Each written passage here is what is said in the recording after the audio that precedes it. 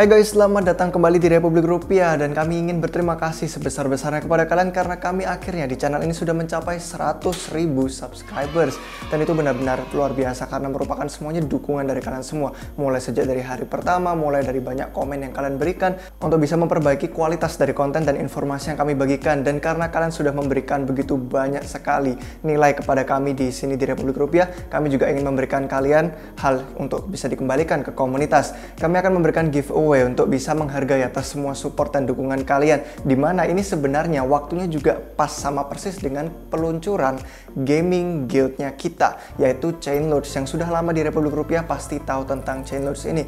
Jadi karena bertepatan atas pencapaian besar ini dari 100.000 subscribers dan juga peluncuran guild gaming Chainlords, kami akan memberikan hingga 100.000 token glory, yang mana akan menjadi tokennya Chainlords itu sendiri, dan juga akan memberikan 100 token Matic. Jadi kalau misalkan kalian belum tahu, token glory ini adalah 100.000 supply pertama yang akan bisa kalian akses pertama kali, bahkan sebelum orang-orang bisa pre-sale yang akan terjadi di bulan ini juga.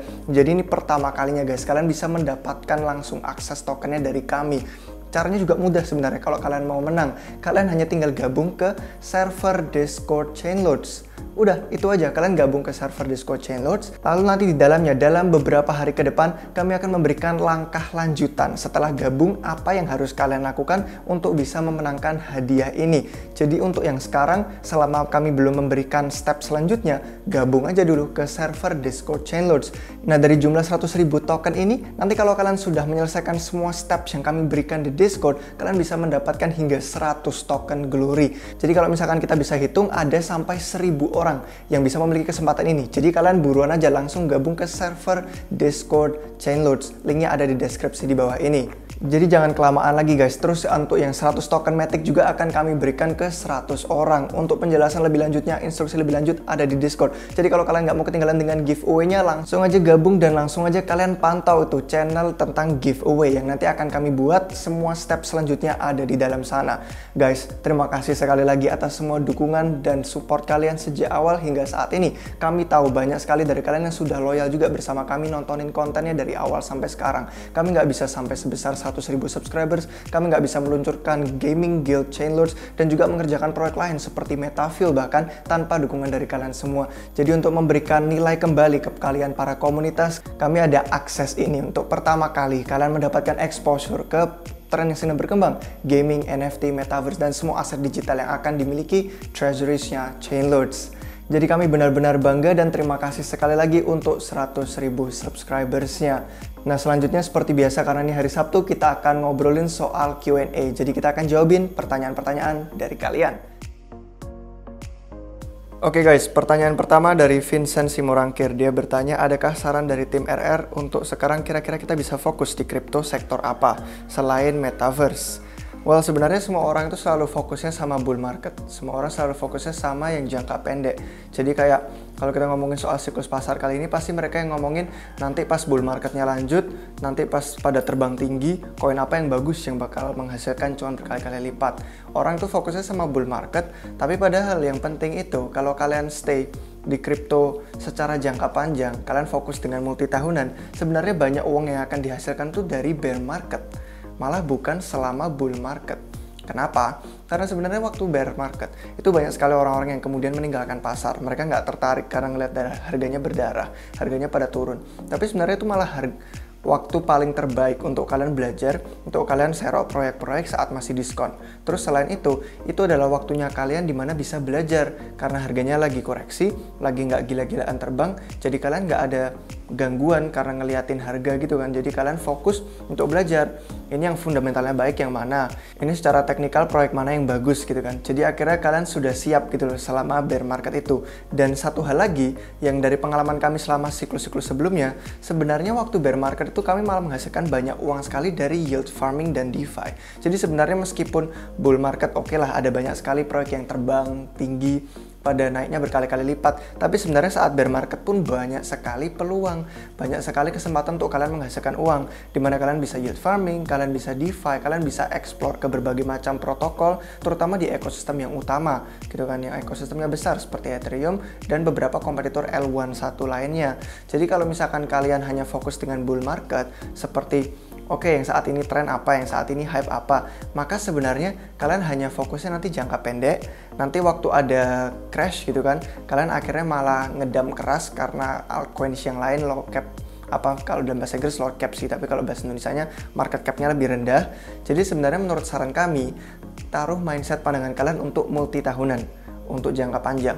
Kalau kalian stay lama sekali di kripto untuk bertahun-tahun, kalian sebenarnya menghasilkan uang jauh lebih banyak daripada hanya untuk melihat tren sesaat. Oke, bull market ini sebelum terbang, proyek mana yang akan 10 kali lipat, 20 kali lipat. Kalau kalian fokusnya hanya itu, nanti kalau kalian ketinggalan bull marketnya, akhirnya kalian nggak siap, terus misalkan ada bear market, ini misalkan ya, kan ada teori nanti ada bear market atau enggak. Nah, misalkan ada bear market, kalian malah kaget. Jadi saran kami itu, kalian tumpuk koin-koin yang sudah memang terbukti bagus untuk jangka panjang seperti Bitcoin dan Ethereum, yang mana itu penting untuk kalian tumpuk, tambah tumpukannya semakin besar sebagai fondasi portofolio. Kemudian sisanya kalian bisa cari altcoins yang market cap-nya lebih rendah, tapi karena mereka menghasilkan uang lebih banyak, market cap-nya lebih rendah, kalian jangan sampai ini persentasenya lebih besar daripada fondasi seperti Bitcoin dan Ethereum. Jadi sementara kalian menghasilkan uang lebih banyak dari altcoins yang bermarket cap lebih rendah, nanti Bitcoin dan Ethereum menjadi fondasi. Misalkan nih ada bear market, misalkan ada crypto winter, itu akan menjadi aset yang pasti akan berperforma lebih baik saat berikutnya lagi. Jadi kalian nggak bakal panik selama bear market, fondasinya kuat, kalian bisa fokus yield farming sama DeFi, terus kalian bisa menghasilkan uang selama bear market. Jadi kalian nggak panik, fondasinya aman, portofolio aman, aset bagus, terus kalian bisa cuan selama bear market juga, nggak nungguin hanya adanya bull market. Jadi saran kami itu fokusnya jangka panjang. Kalau kalian memang mau menghasilkan maksimum gains gitu kan, keuntungan yang paling maksimal, itu kalian fokusnya harus multi tahunan. Tidak bisa kita hanya melihat tren sesaat aja. Jadi misalkan kita melihat banyak sekali proyek yang bagus dan akan terbang berkali-kali lipat saat bull market ini, kalian juga harus siap. Kalau misalkan ada bear market, misalkan ada crypto winter, kalian harus siap untuk bisa menghasilkan uang juga. Jadi saran kami sih, tidak secara eksplisit ya tren mana yang harus kalian ikuti. Kalau kalian sudah menonton banyak sekali video dari Republik Rupiah, sebenarnya kami ngomongin banyak sekali. Selain dengan tren DeFi, seperti gaming, NFT, Metaverse yang kita juga sedang alami saat ini, dan ada tren sosial juga yang sempat kami buatkan episodenya khusus juga di channel ini. Jadi kalau sebenarnya kalian memanfaatkan semua informasi yang sudah kami berikan secara cuma-cuma di channel YouTube Republik Rupiah, kalian pasti akan mendapatkan pandangan yang lebih bagus untuk jangka panjangnya. Gimana kalian bisa bertahan, dan gimana kalian bisa menghasilkan keuntungan maksimal. Jadi kurang lebih seperti itu pandangan kami untuk pertanyaan yang pertama. Lalu yang kedua, itu kita bisa lihat pertanyaan dari Fikri Al-Ghifari. Dia bertanya, siapa yang akan mengatur tatanan dunia Metaverse jika nanti Metaverse sudah berjalan? Oke, jadi kalau misalkan kita ngomongin soal Metaverse, ini kan merupakan pembangunan dunia yang sama, multi tahunan. Metaverse itu nggak cuma dalam sebulan terus langsung jadi. Kalian lihat aja seperti yang terkenal saat ini, ada Decentraland dan The Sandbox. Decentraland sudah hidup, tapi grafisnya ya masih kayak Minecraft gitu. Terus kalau kalian lihat The Sandbox, masih belum muncul. Kemungkinan munculnya akhir tahun ini atau awal tahun depan. Dan grafiknya juga kalau kita melihat dari promosi dan marketing, itu juga masih merupakan yang seperti Minecraft. Kita belum lihat seperti yang 3D benar-benar tampak seperti dunia nyata tempat kita hidup sekarang. Jadi untuk grafis, untuk perkembangan teknologi, masih akan berkembang jauh lebih pesat lagi, jauh lebih canggih lagi dalam tahun-tahun ke depan. Kalau kita hanya melihat tren Metaverse ini sebagai tren sesaat, yang akan terbang dalam sesaat, terus kemudian akan mati dalam sesaat, sebenarnya nggak akan jadi juga, karena perkembangannya itu butuh tahunan. Terutama kalau kita misalkan ngomongin soal pengembangan teknologi VR, AR, MR, XR gitu kan, itu semua kan teknologi yang masih dikembangkan juga oleh beberapa perusahaan tradisional seperti Apple, Microsoft, gitu kan, Meta, Facebook, dan Oculus, terus banyak sekali masih perusahaan-perusahaan lain yang mengerjakan teknologi ini. Jadi kalau misalkan kita melihat dalam tahun-tahun ke depan, kita bisa membayangkan Metaverse itu seperti server Discord. Jadi kan kalau kita lihat server Discord, kita kan bisa gabung dengan banyak sekali komunitas. Kita bisa hangout di sana, di sini, kita bisa pindah berbagai server, kita bisa di server ini sebagai profil apa, sebagai profil mana, terus kita bisa bergabung dengan berbagai macam komunitas lain yang fokusnya mungkin beda-beda, mereka suka hal yang berbeda, tren dan topiknya berbeda, gamesnya juga berbeda di dalamnya, terus pembahasan, informasi, kontennya juga berbeda. Nah, kita bisa membayangkan Metaverse seperti itu. Metaverse itu bukan seperti dunia yang hanya ada satu, terus hanya ada satu rajanya yang memerintah. Kita kita bisa berpindah-pindah dari antara metaverse yang berbeda sesuai dengan preferensi masing-masing. Nah, kalian bisa melihat metaverse ada yang lebih futuristik, mungkin kalian lebih tertarik. Terus kalian melihat ada yang kontennya lebih menarik, atau mungkin ada yang memiliki gamenya lebih seru dimainkan. Penghasilannya juga jauh lebih besar. Misalkan bisnis-bisnis ada yang mengadopsi metaverse satu, tapi tidak mengadopsi metaverse yang lainnya. Nah, itu pilihan kalian masing-masing, preferensi masing-masing. Jadi siapa yang menata gitu kan, yang mengatur dan mendominasi tergantung di mana metaverse kalian tinggal. Kalau kalian mendalami komunitas-komunitas metaverse yang berbasis kripto, berbasis Web3, kemungkinan besar itu akan menjadi komunitas yang mengontrol seperti DAO. Jadi itu lebih bagus. Beda halnya dengan seperti metaverse yang dibangun oleh Facebook. Sudah jelas yang dibangun oleh Facebook pasti akan menguntungkan entitas perusahaan mereka tersendiri. Nggak mungkin mereka bakal mau sampai sumber terbuka dan Web3 mengutamakan pengguna, mengutamakan privasi. Apalagi kalau kita ngomongin seperti rekam jejak Facebook, soal privasi yang kurang bagus juga.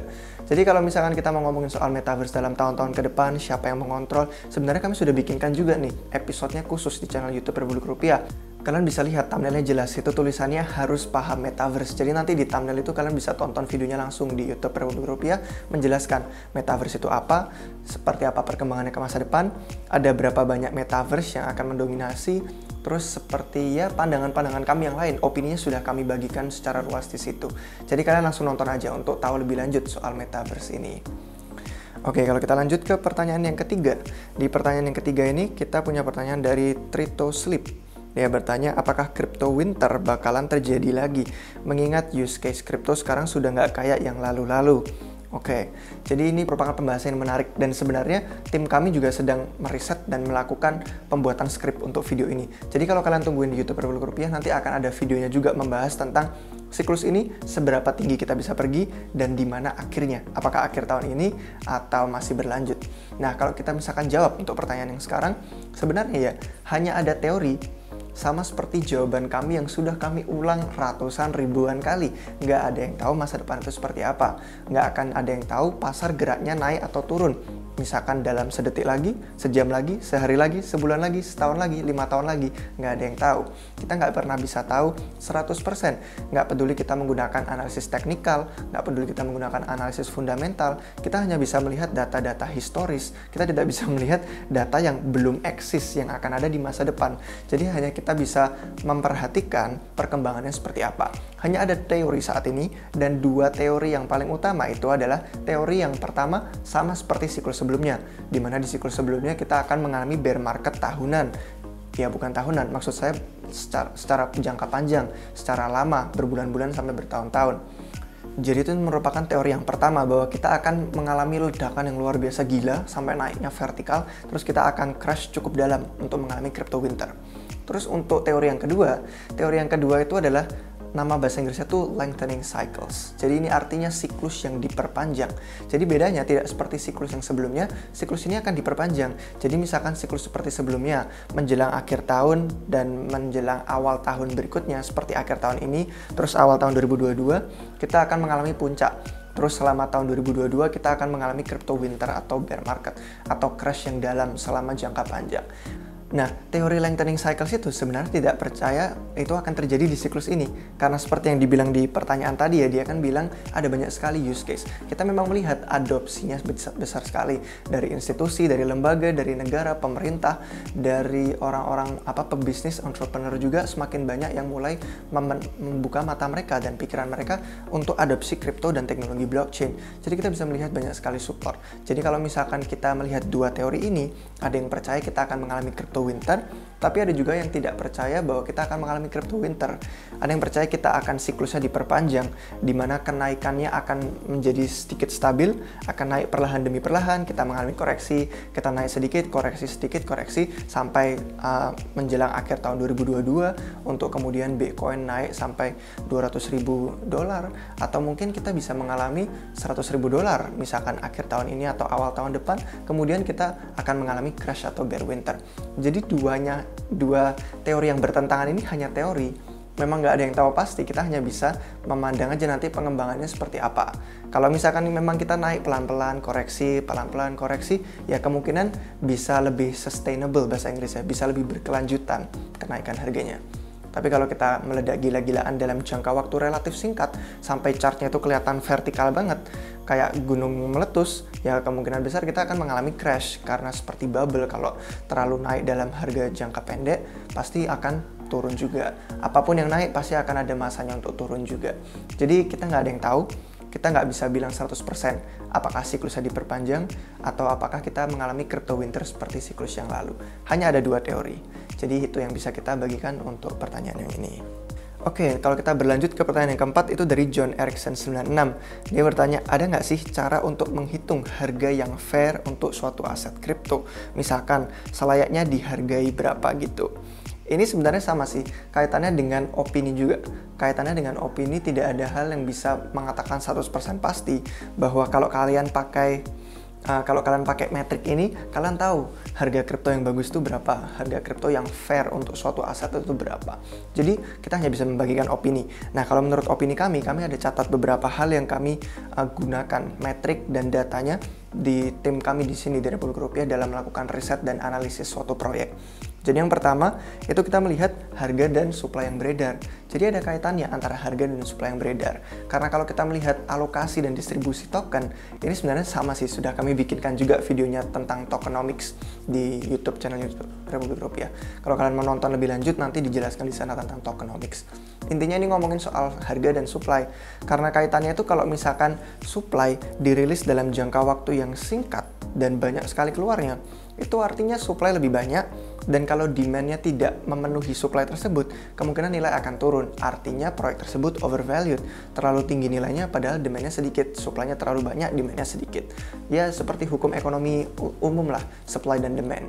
Terus sama begitu pula hal sebaliknya, kalau harganya masih rendah dan supply-nya tidak begitu banyak tapi demand-nya besar, tentu nilainya akan naik semakin tinggi lagi. Karena artinya demand dari orang lebih banyak daripada supply yang ada. Jadi kalau kita melihat ternyata supply yang masih relatif sedikit atau langka, tapi orang-orang pada pengen beli, pasti mereka bakal ingin bayar lebih mahal untuk mendapatkan aset tersebut. Akhirnya nilainya lebih tinggi. Jadi itu salah satu halnya, harga dan supply. Lebih lengkap lagi sih kami bahas di video yang tokenomics tadi, jadi jangan lupa untuk kalian cek untuk yang pengen tahu cara risetnya. Terus selanjutnya, punya platform dan produk apa enggak? Banyak banget proyek yang klaimnya besar, klaimnya kayak paling canggih, proyeknya paling hebat, bisa membunuh ini, membunuh itu. Tapi kalau nggak punya platform dan nggak punya produk, ya apa yang digunakan orang?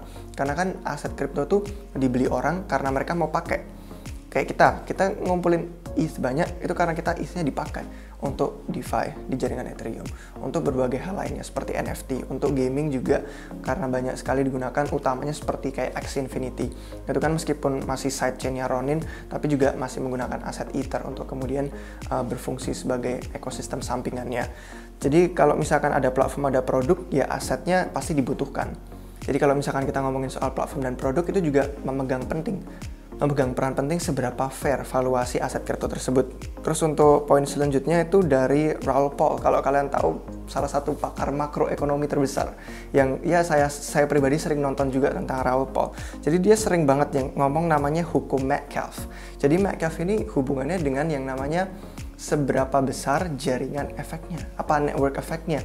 Jadi hukum Metcalfe ini percaya bahwa semakin banyak orang pakai, semakin bernilailah proyek tersebut. Jadi kalau misalkan kita ngomongin soal proyek yang banyak sekali orang pakainya, itu sama seperti likuiditas pengguna. Jadi semakin banyak pengguna, semakin banyak orang yang pakai, semakin berhargalah platform tersebut. Karena kalau misalkan kita lihat dari hukum Metcalfe itu yang sering diomongin sama Raoul Pal, itu sebenarnya kayak data-data on-chain, data-data yang ada di dalam blockchain itu, mereka sering ngobrol soal alamat yang aktif. Gitu kan, alamat yang aktif, seberapa banyak pengguna yang sebenarnya pakai jaringan tersebut. Mungkin saldo mereka bertambah, mungkin mereka melakukan transaksi, itu semua bisa dilacak secara transparan di blockchain. Dan kalau kita melihat pertumbuhan yang signifikan dari suatu jaringan, artinya mereka memang valuasinya fair dengan aset kripto tersebut. Artinya mereka memang digunakan jaringannya. Artinya mereka memang memiliki banyak sekali hal yang dibutuhkan oleh orang-orang. Nah, kalau misalkan kita juga ngomongin soal TVL, sering banget kami pakai kata TVL di video-video Republik Rupiah, itu sama dengan halnya total value locked gitu kan. Total nilai yang terkunci dalam suatu platform. Artinya, kalau orang-orang percaya dengan jaringan tertentu untuk mengunci duit mereka di sana, berarti kan mereka percaya sama platformnya. Mereka percaya sama protokol dan blockchain-nya. Nah, artinya mereka semakin bernilai karena orang-orang yang percaya dan menggunakan itu, semakin bernilailah platform tersebut, semakin valuasinya fair atau adil. Jadi ini semua hal-hal yang bisa kita perhatikan. Terus beberapa poin lain itu ya kita bisa melihat proyek, seberapa banyak orang yang pakai kan tadi kita sebut, seberapa besar demand-nya. Nah kalau misalkan banyak orang yang pakai, demand-nya besar tapi harganya masih relatif rendah, itu berarti undervalued, masih diremehkan. Kalau misalkan nggak ada produk, nggak ada platform, nggak ada orang yang pakai, jaringannya sepi, tapi harga aset kriptonya sangat tinggi, market cap-nya di atas, sampai bahkan nggak tahu masuk top 10, top 20, artinya itu overvalued, terlalu divaluasi sama orang. Padahal nggak ada kegunaannya. Ya bukan nggak ada, kadang memang belum. Masih prosesnya lebih panjang, masih belum ada kegunaannya. Jadi overvalued atau undervalued, diremehkan atau divaluasi terlalu berlebihan, itu semua bergantung sama orang-orang benar pakai apa enggak aset kriptonya, atau mereka cuma spekulasi. Kalau mereka cuma spekulasi doang ya berarti kan memang nggak akan bertahan lama. Nah kalau sebenarnya kita kan ngomongin nih, sebenarnya ada banyak poin lagi sih, kayak developers, berapa banyak orang yang aktif developers yang mengembangkan proyek tersebut, berapa banyak orang yang masuk ke ekosistem pengen belajar untuk membangun aplikasi dan produk di sana. Jadi banyak banget, on-chain, TVL, developers, user liquidity, hukum Metcalfe, harga dan supply yang beredar. Ini semua poin-poin yang sebenarnya ya kami bahas di keanggotaan Republik Rupiah di Discord. Jadi kalau kalian mau menghemat waktu, menghemat uang, guys, kalau kalian nggak percaya, sebenarnya data-data semua ini banyak sekali yang memang menghabiskan uang. Jadi kalian perlu subscribe dan kadang sampai menghabiskan puluhan hingga ratusan juta untuk bisa mendapatkan data-data eksklusif. Nah, kami bagikan ini secara rutin, tiap harinya dan tiap minggunya di keanggotaan Discord Republik Rupiah. Jadi kalau kalian mau menghemat waktu, menghemat uang, dan kalian pengen meriset semua hal yang kompleks ini, kami bagikan kepada kalian dengan bahasa yang mudah dimengerti. Jadi kami sering tuh ngobrol di Discord. Kalau kalian gabung sebagai anggota berbayar, kalian dapat semua informasi eksklusifnya. Jadi kalian bisa mendapatkan semua akses-akses konten seperti ini dengan bisa ngobrol sama tim kami juga, ngobrol saling tanya jawab, untuk memahaminya juga dalam bahasa Indonesia mudah dipahami, daripada kalian harus menghabiskan uang, menghabiskan waktu berjam-jam memantengi data-data yang berbeda, riset yang berbeda, terus kalian harus paham bahasa Inggris juga, kadang ada istilahnya yang lebih ribet. Nah kalian bisa gabung ke anggota, jadi anggota Republik Rupiah. Untuk instruksinya kalian tinggal masuk ke deskripsi di bawah video ini, ada linknya Discord, kalian gabung ke Discord. Kalian sudah gabung Discord, kalian masuk ke bagian jadi anggota RR, itu di sebelah kiri ada channelnya, hashtag jadi anggota RR. Kalian masuk, kalian klik yang ada di atas pin message, tombolnya, terus ada instruksinya, manfaat yang kalian dapatkan apa, kalian harus bayar berapa, terus kalian harus transfer kemana. Nanti kalau sudah, kalian langsung aja chat di jadi anggota RR, nanti akan ada admin yang membantu kalian di sana untuk bisa memasukkan kalian ke channel yang privat tersebut tadi. Jadi tunggu apa lagi guys, kalau mau langsung aja ke deskripsi di bawah video ini. Selanjutnya untuk pertanyaan nomor 5 itu dari Nizam Patama. Dia bertanya, bagaimana kalau kita minjem di DeFi dan gagal bayar? Apa ada DC? Jadi sebenarnya DeFi itu bekerja berbeda dengan hal seperti yang kita lihat dari pinjaman-pinjaman tradisional. Jadi kalau di DeFi, itu istilahnya over collateralized. Artinya agunan kita berlebih daripada jumlah yang kita pinjam. Misalkan kita nyetorin 10 juta, kita cuma bisa pinjam misalkan 5 juta. Kita nggak bisa pinjam 20 atau 30. Kita nggak bisa pinjam lebih dari setoran yang kita kasih. Jadi, ini artinya kalau dalam bahasa Inggris itu secured loan. Artinya ini pinjaman yang menggunakan sekuritas atau agunan, di mana agunan yang kalian setorkan itu kalau kalian nggak bisa bayar bunganya itu akan terlikuidasi. Jadi ada namanya rasio kesehatan, ya health factor lah bahasa Inggrisnya. Beda-beda sih di tiap platform. Kalau di AV itu namanya health factor. Health factor itu mengukur rasio berapa yang kalian setorkan dan berapa yang kalian ambil pinjaman. Kalau misalkan yang kalian pinjamkan nggak seimbang, terlalu berlebihan daripada jumlah yang kalian setorkan, maka kalian akan kena likuidasi. Dan likuidasi itu artinya duitnya bisa untuk dipakai bayar hutang kita. Jadi platformnya nggak akan rugi, nggak akan tidak terbayar hutangnya. Jadi nggak ada itu istilahnya di DeFi gagal bayar hutang, karena kalian sebenarnya nggak bayar hutang tiap bulan kayak kalau kita pinjaman di dunia tradisional. Kalau di sini kan kita kayak ditagih tiap bulan harus bayar bunganya. Kalau di DeFi itu kalian ada platformnya, ada profilnya. Nanti di profilnya itu kelihatan, misalkan kalian setor 10 juta, kalian ngambil pinjaman 5 juta, terus ada bunganya misalkan 2% atau berapa. Nah itu bunganya nambah terus di profil kalian. Jadi kalian bisa melacak, oke, bunga saya nambah, dan kalian nggak harus bayar tiap bulan. Pokoknya pas di akhir aja, Kalau kalian sudah selesai, udah beres sama pinjamannya, kalian mau tarik setoran awal, nah di akhir itu kalian bisa bayar. Atau kalau mau lunas lebih duluan juga bisa, kalian langsung setor untuk oke, ini buat bayar bunganya, bisa kalau mau langsung lunas. Tapi kalau nggak mau juga kalian nggak harus bayar tiap bulan, bisa nunggu aja nanti. Oke, saya udah pinjam, udah cukup, ini saya bayar utangnya terus saya tarik kembali. Nah, jadi karena over collateralize, karena agunan kalian berlebih dari jumlah pinjaman, nggak ada yang namanya gagal bayar. Kalian tinggal memperhatikan rasionya aja. Kalau rasionya kalian berhati-hati, satu lagi guys, manajemen risiko. Kalau kalian selalu berhati-hati sama risikonya, kalian nggak minjem berlebihan, kalian nggak serakah, ya aman-aman aja sebenarnya. Nggak ada yang namanya hutang tidak terbayar. Karena itu otomatis langsung dari smart contract-nya. Kalau nggak seimbang, otomatis likuidasi. Jadi aman, kalau DeFi pasti kebayar. Terus selanjutnya pertanyaan dari Muhammad Edwiki. Dia bertanya, bila ETH nanti menggantikan posisi BTC, apakah market tetap akan mengikuti pergerakan harga BTC? Ya ini jika nanti sih ya, kalau misalkan terjadi the flippening atau ETH menggantikan posisi BTC jadi nomor 1. Jadi itu ya seperti yang tadi kita bilang, kita nggak ada yang tahu masa depannya seperti apa. Kalau untuk saat ini, BTC dan ETH, keduanya memang sudah mendominasi pasar dan memang sedikit banyak memang memberikan pengaruh atas laju pasarnya kemana. Karena memang mereka totalnya tuh sampai 60% dominasi pasar. Market cap mereka tuh 60%. Kalau nggak salah terakhir saya lihat Bitcoin tuh 40%, terus Ethereum sendiri 20%. Jadi kalau misalkan nanti Ethereum menyalip Bitcoin, ya sama sih seperti halnya mereka berdua masih mendominasi. Dan misalkan sudah berhasil the flippening pun, kita kan nggak tahu ya di masa depan seperti apa. Belum tentu Ethereum akan mempertahankan posisi 1.